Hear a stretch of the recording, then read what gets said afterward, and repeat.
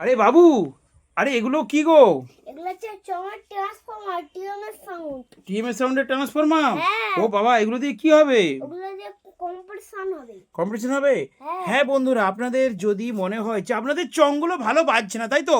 চঙের sound বসে গেছে, competition আপনারা হেরে যাচ্ছেন, আপনাদের চং দিয়ে আওয়াজ বেরোচ্ছে না, না। দূর থেকে পাশের গ্রামের লোক বলছে আপনাদের মাইকের নাকি চঙে আওয়াজ নেই, তাই তো? হুম। আপনারা তখন কিনে নেবেন কি টিএমএস সাউন্ডের এই যে ট্রান্সফর্মার আছে, এগুলোকে বলা হচ্ছে এলটি।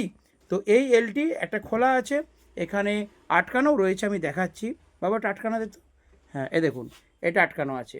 তো যদি আপনাদের প্রয়োজন হয় তাহলে টিএমএস সাউন্ডের কাছ থেকে এই এলটিগুলো কিনে নিন, আর একবার মাইস্ট্রাপের মধ্যে লাগিয়ে দিন, তারপর দেখুন কম্পিটিশনের মজা, তাই তো? চঙের রেজাল্ট কেমন হয় বাবু? হেভি হবে। হেভি হবে? হ্যাঁ বন্ধুরা, আপনাদের চং কিন্তু ঝাঁঝা করে বাজবে। আপনার কাছে যদি ট্রান্সফর্মার থাকে নিয়ে আসুন, এখানে কম্পেয়ার করে তারপর কিনে নিয়ে যান।